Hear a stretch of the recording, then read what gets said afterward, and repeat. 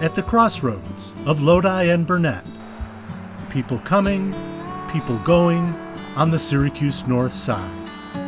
Here in the backyard of better days. Anonymous spaces and vacant places, like this place. Closed for business, but open for memories. For here is a cornerstone of a family legacy. And of course, a villa. They were all my father's recipes, handed down from my grandfather and his family. My father was probably more visionary than any person I know. It was a dream, and he kept that dream, so it's the villa name. That's our dream. Good evening and welcome to the villa. Just follow me. Your server will be with you in a moment. So let's take a look and see what's on the menu tonight.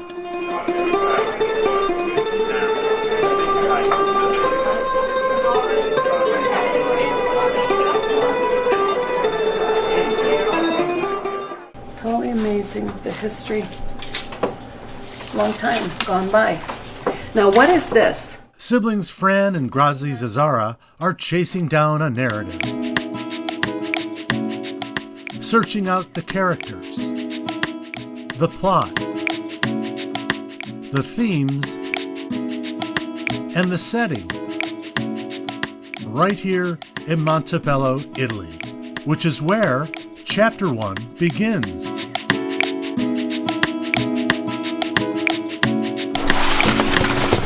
And where the owner of a bakery, Joseph Zazara, and his wife Maria Di Martino Zazzara lived. This is Grandpa. That was my great-grandfather. Yeah, in the war. When they weren't busy making bread, they were making babies. 6 of them. And one of them was Graziano and his wife Emilia Zazzara. Grandpa came first. He arrived in the country and then came to Syracuse in 1920. And then my grandma and my father came after that in 1922. And my father was 7 years old when he arrived. And when he arrived, his name was Santino. Some of the people didn't understand the Santino Zazzara, so he felt that he needed to change his name to become a regular G.I. Joe in the Army, and he changed his name to Joseph. Not long after Graziano emigrated to Syracuse, his brothers John and Jean joined him. It was time to get to work. So they opened a bakery here on Pond Street and called it the Abruzzi Zazzara Brothers Bakery.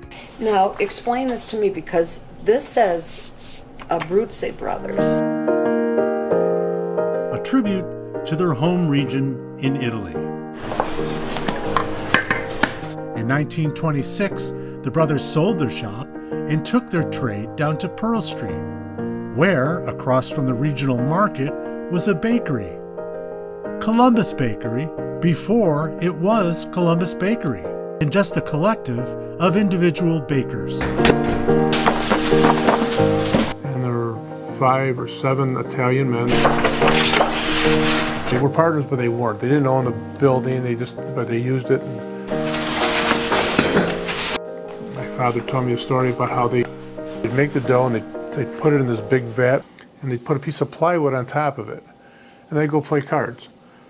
Well, playing cards, one of the guys would actually be taking a nap on top of the board, and like an hour and a half later, the dough would rise, and it would knock the guy off of it, and okay, it's time to go and cut the dough up. The Zazzara brothers were ambitious. My uncle went out to Ithaca, opened a bakery there, and another one went to Rochester and opened up a bakery there. And Graziano's dreams were also his ticket out of Columbus Bakery. You see, there really are 2 sides to every story, especially this one. It's just a short walk away to yesterday. Oh, say can you see the modern bakery? And living the good life on Burnett Ave, where your prospects rise like the dough, only in America, America.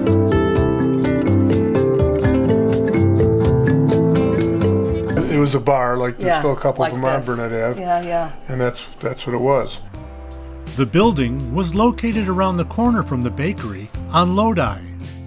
Originally, it was a drugstore that Graziano first converted into part of the modern bakery and later the first Villa restaurant. The pictures I've seen are very small spaces. It's just a few booths and a small bar. Oh my goodness, 305 Lodi Street. Some of these, oh, here we go. Bread delivery truck, 1929. It was a Dodge. Driving that old Dodge was Graziano's teenage son, Joseph, delivering bread all over the North Side. A route that led to Delhi Street and the home of Lucy Parati. They were meant to meet my mother and my father because he delivered bread and he saw a beautiful woman, and the rest is history.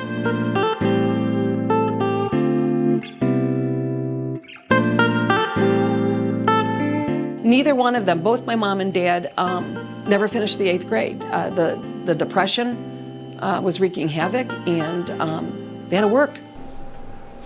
So just imagine if none of this had happened, you probably wouldn't have met Mom. Wouldn't be here, yeah. Yeah. All that would have to wait because of World War II. There's the villa as it started out. Okay, here's the date, 1946. So he wasn't back from the army yet. Yeah, he had visions.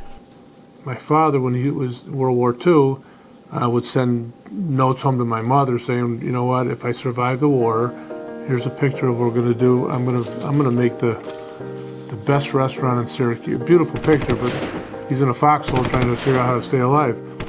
So the war ended, he came back and told my grandfather, okay, well the house looks nice, but this is my plan. He said, Dad, we have to make this more modern Italy. And so, he changed it. He started changing the menu and to more recognizable food. And my grandfather fed his son saying, you know what, you're the smart one of the bunch, and wasn't just smart.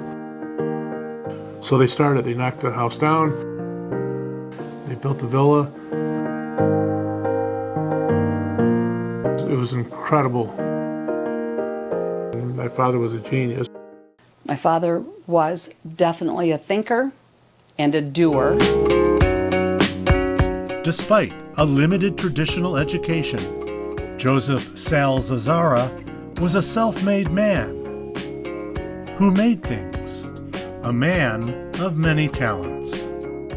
So my father would look at something and he can look beyond what it is and then see how that could be used. But my father was a welder, he was a mechanic, he was an artist, all the different things he did. He loved to draw, he loved photography, he had a dark room downstairs. He took and developed all the pictures. He was always one up on what was new out there. Joseph was an inventor with various patents. The first one started with a jar cap detector to see if it was loose for the villa sauce that was made next door to the villa. We watched the astronauts when they were going to land on the moon for the first time, and pens were floating all over in space in the gravity. And he invented a ring that would hold on to their pens, and he submitted it to NASA. They returned with a lovely letter, thank you, but no thank you. He has a patent on a seat belt that he had invented. It was worked off inertia. So if you slammed on your brakes, this pin would go forward, this bar would come down, and it had a triangle lock. So it would come down to here, and it would actually lock in position. So it was the same thing as your arm coming out. He goes, wow. And he actually built it into a car, into his car. In the 50s, experiments in seatbelt testing were ongoing at the Cornell School of Engineering, and Joseph submitted his idea to them. but it was rejected because of its inability to work at speeds over 30 miles an hour. However, So fast forward now, when you get in your car and you're just driving down and your seatbelt's on, and you go forward, it locks. That mechanism is one of the marks of my father's trademark, and it's used today.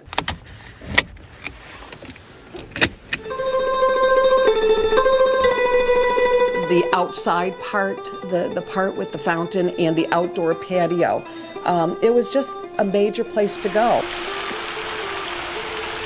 He had the fountain in the middle. He was trying to figure out how do you make this fountain go up and down, right?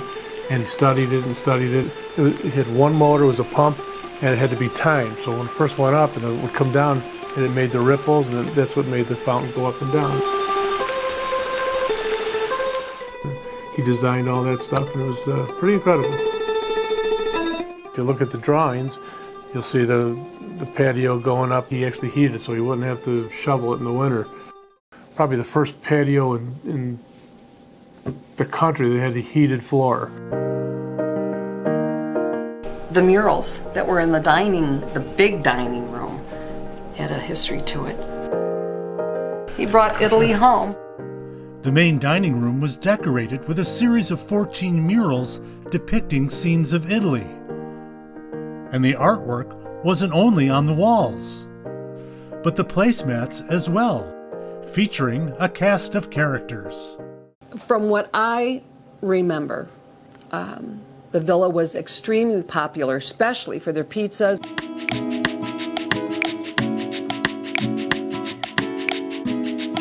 And across the street was Raleigh Steel. When my father went to Raleigh, he goes, you know what? We're making pizza, but everybody makes them square. If I want to make them round. Raleigh goes, why would you make a round pizza? He goes, that's what we want to do. We want to make a round pizza. So he cut the sheet metal, made these special stainless steel pans for my dad, and that's where the round pizzas actually started in Syracuse. Basically, going there to eat was a major event.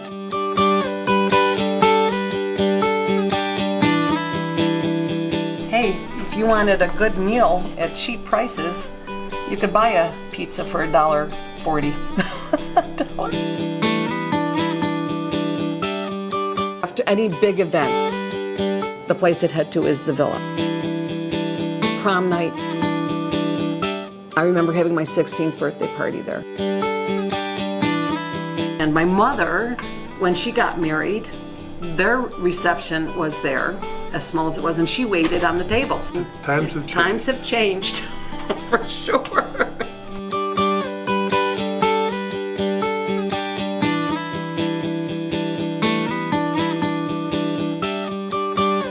Jumbo shrimp cocktail, which I'm sure he gave you 6 of them. They were 75 cents.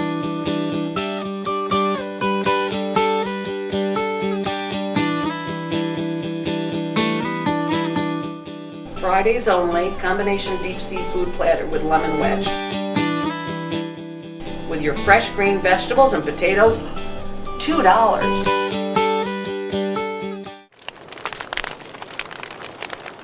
There's a whole story about Dante's Inferno, which was the biggest mural in the restaurant. These days, you'll find Dante's Inferno hanging in the Abbiocco restaurant in downtown Syracuse. The bar was hell. It was a picture of hell. It was all this red plastic, and it was just devils and all that. He had a guy in Chicago who was starting to get really big into blacklight painting. So my father goes, well, I want you to draw this picture of Dante's Inferno. And he did. My father never saw it. It took the guy a year to paint it. And it was like a month before the restaurant opened. It was going to be the debut, and they put it up on the wall. And my father looks at it like, there's naked women in this? I mean, a lot of naked women in this.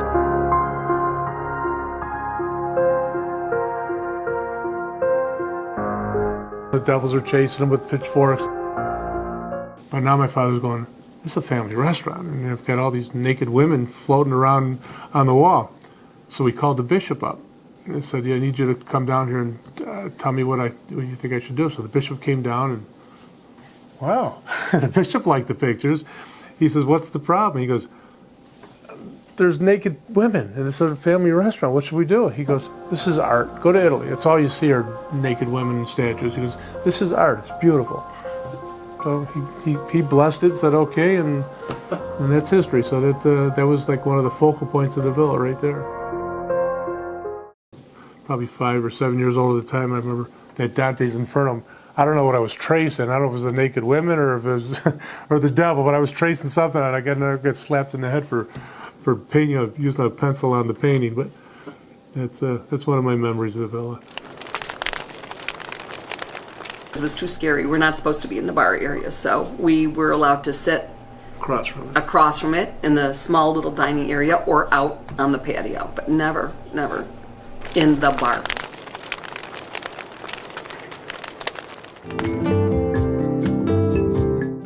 My sisters and I, we used to go there every Monday. That was our family affair. We would go there to see my father because he worked like a dog, and so that was our one time that we could go see him. And it was fun for us to go because it wasn't a regular event. I'll tell you, we ate well. Italian fries, kukutzels, meatballs, veal cutlet, chicken cutlets every week. Tuesday was the villa's day off. That was my dad's day off. The restaurant was closed. So we all were expected to be home directly after school because they were waiting.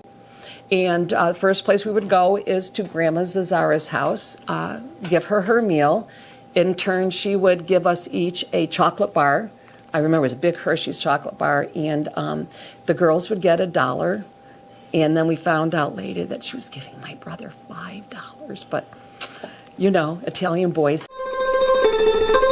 I never remember her smiling all that much. She kind of scared me sometimes, but when she laughed, she was funny, and she made us laugh because she was very Italian. She did not speak English. And my father decided to surprise her one year with a new TV, a color TV when it first came out. And he set it up for her, and there's this little living room. She had her chair. She was always sitting in that chair, and she was upset. And, Ma, what's wrong? She wanted all new shows. She thought new shows came with a new TV, and she was a little bit upset that all the old programs were on there, even if they were in color. And that's when we saw my dad the most, because every other day of the week was dinner, essential to be home for dinner, and Sunday afternoons before he took off for work. Sunday was a big dinner afternoon day. My mother would start cooking early in the morning, the meatballs and the cutlets and the sauce, and we always sat down as a family to have dinner.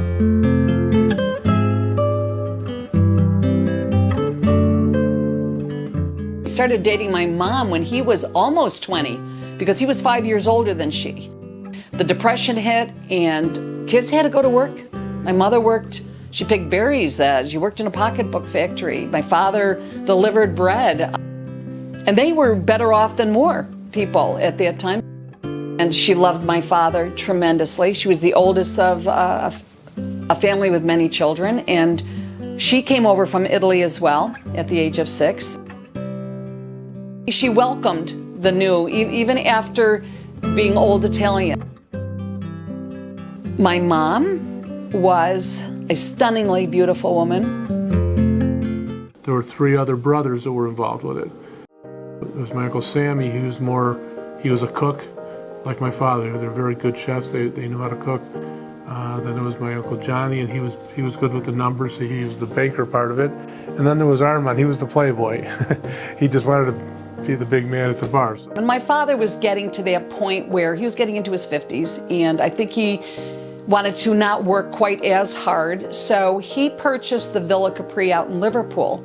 And 2 of his brothers took the Villa restaurant, and then he went to the Villa Capri with the other remaining brother, and he stayed in business there for quite a while, and then he decided it was time. The Villa Pizza Frite was enough. The State Fair, which we have our Pizza Frite, is the trademark of our family. At the New York State Fair, there are many ways to feed your hunger. And those in the know are beating feet to that old familiar A-frame where the cuisine is hot and sweet, that ever-popular pizza free treat. It's a state fair tradition. My dad started with the Villa restaurant in the Center of Progress building for a few years.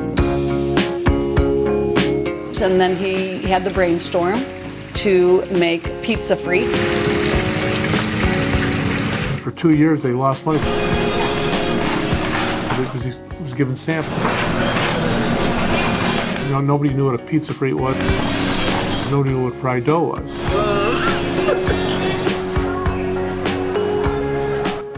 And all of a sudden, start kicking in. Oh, it's delicious, and it's what built me the man I am today.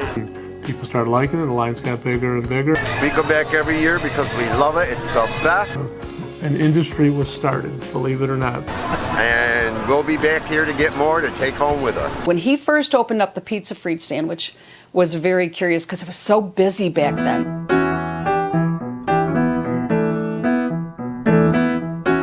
We also sold pizza on the side, and that became obsolete because the pizza frite was doing so well. And we were there since we were kids. I can recall maybe from the age of 8. We worked the fair for those many years. Many, many years.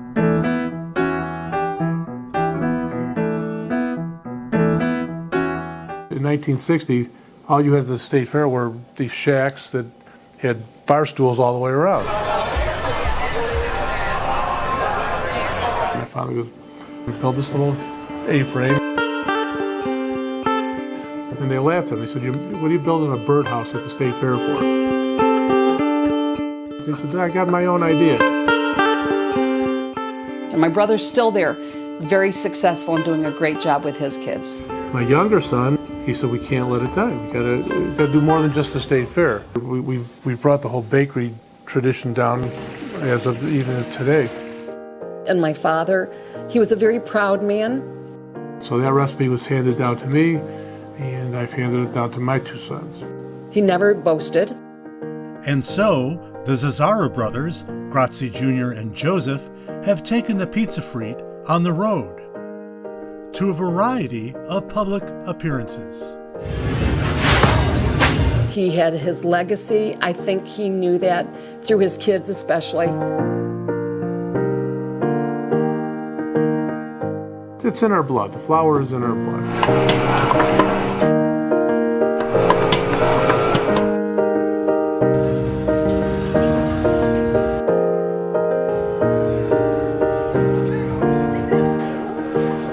I know that we had a huge impact in the city of Syracuse. When I pass the villa, it's a hard pill to swallow sometimes. It's, bittersweet. And I look back on it with great fondness.